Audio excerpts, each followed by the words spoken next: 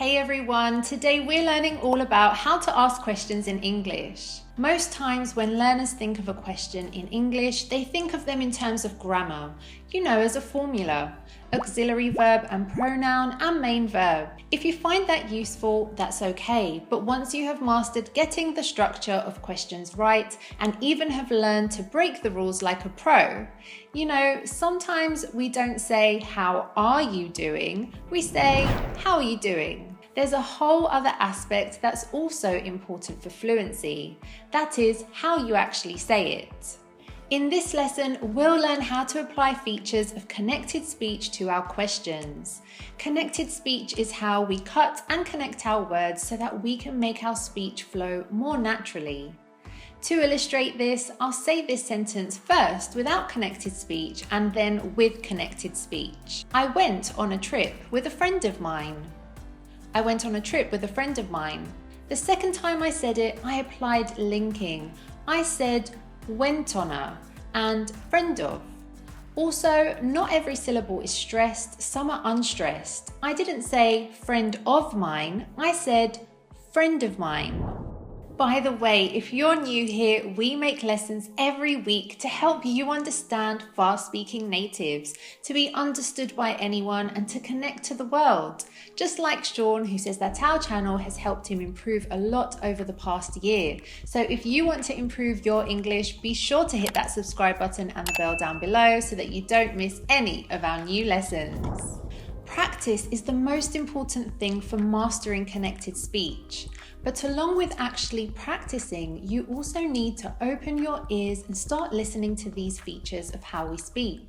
Once you change your perception of how English sounds, you can then much more effectively start to imitate and get closer in your attempts to speak with fluidity, and then repeat and repeat and repeat until you can say these sounds automatically without having to think about it. Even though you might not be able to speak like a native English speaker all the time, it's much more likely that you can ask questions like a native because, to begin with, there's a reduced number of words that you'll use to ask questions. What, who, where, when, how. Do, did, does, have, has, would, should, etc. And then words like he, she, they, them, his, her, etc.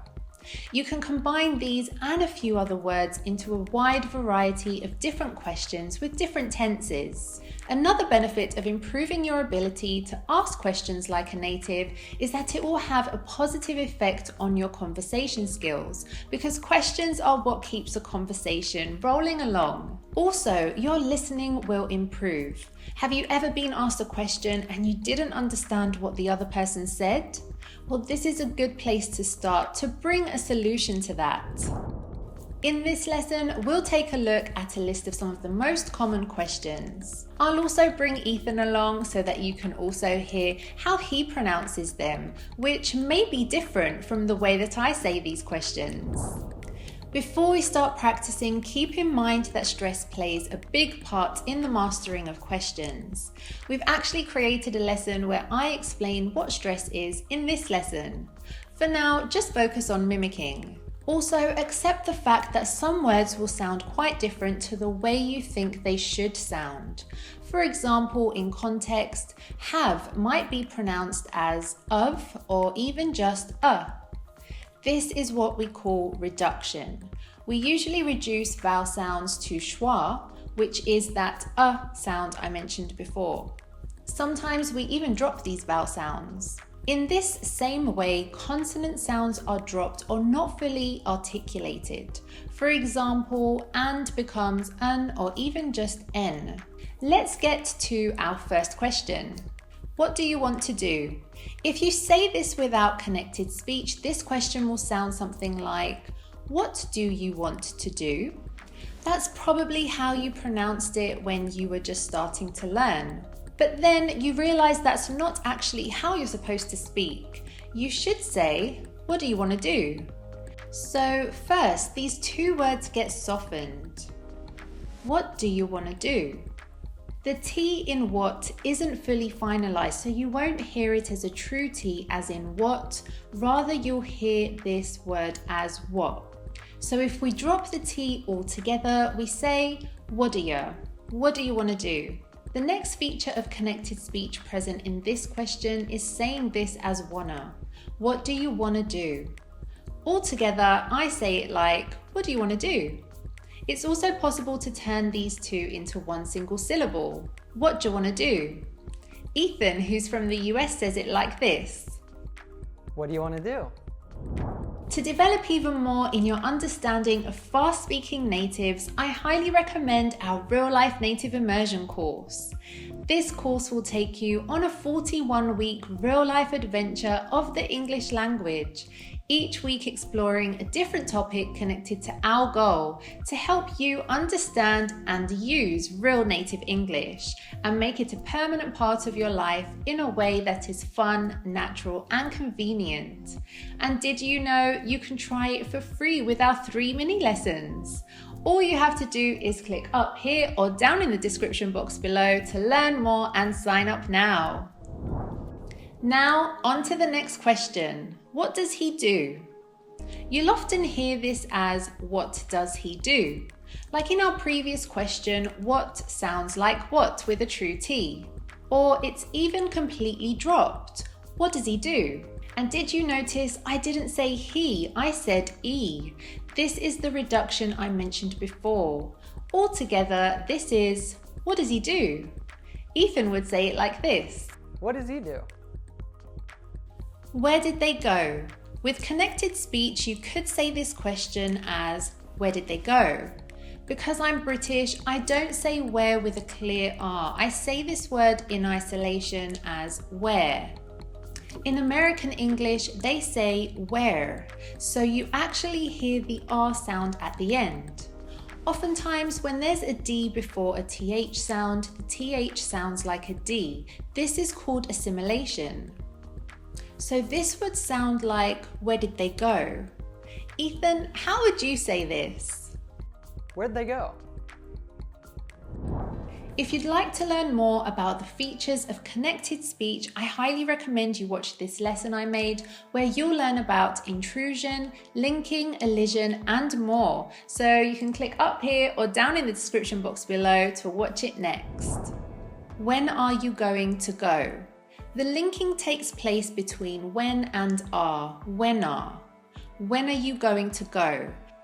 And then that R sound links right into the U in American English. When are you going to go? Like when we turned want into wanna, going to becomes gonna. When are you gonna go? Altogether, I'd say this like, when are you gonna go? Let's hear how Ethan says it. When are you going to go? The next one is a nightmare for learners. What have you been up to? Tell me in the comments, can you say this question comfortably? Or share with your fellow real-lifers, is there any other question that trips you up? The word we're reducing here is have. We say it as of. What have you been up to? We link what with this of, and we link that with you, so we get, what have you been up to?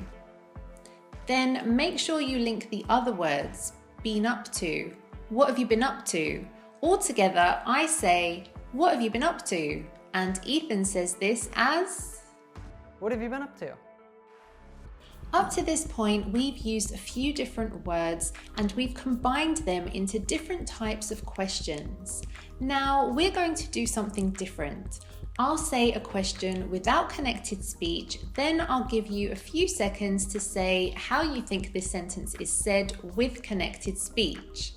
After that, you'll hear my pronunciation of it and then Ethan's pronunciation. Keep in mind that now I'm not going to stop and explain each different sound, so you'll rely on your ability to figure out possible modifications to how we say these, and based on general ideas of linking, reduction, dropping, assimilation, etc. that we've seen so far. What did they say to you? What did they say to you? What did they say to you? What did you do today? What did you do today? What did you do today? Why don't you come with us? Why don't you come with us? Why don't you come with us? What do you think? What do you think? What do you think? What does she think? What does she think? What does she think? What are you talking about? What are you talking about? What are you talking about? How are you doing? How are you doing? How you doing? How is it going? How's it going? How's it going? How are things going? How are things going? How are things going? Where does it come from? Where does it come from? Where does it come from? Where is this from? Where is this from? Where's this from? How do you know? How'd you know? How'd you know? Have you thought about it? Have you thought about it? Have you thought about it? Has he called? Has he called? Has he called? When did you tell her that? When did you tell her that? When'd you tell her that? What are you doing? What are you doing? What are you doing? How old are you? How old are you? How old are you? How can I help you? How can I help you? How can I help you? What did you say? What did you say? What'd you say? I hope this lesson has helped you to better understand connected speech in questions so that you can start asking them in a fluent and natural way. But now it's time to go beyond the classroom and live your English. Ah, yeah. This means that learning new words to describe your English is a good idea, don't you think? So rather than just using the usual words like good, bad, beginner, intermediate and advanced, today we're going to learn some more colourful language and vocabulary that's going to help you to describe your English and the English of others.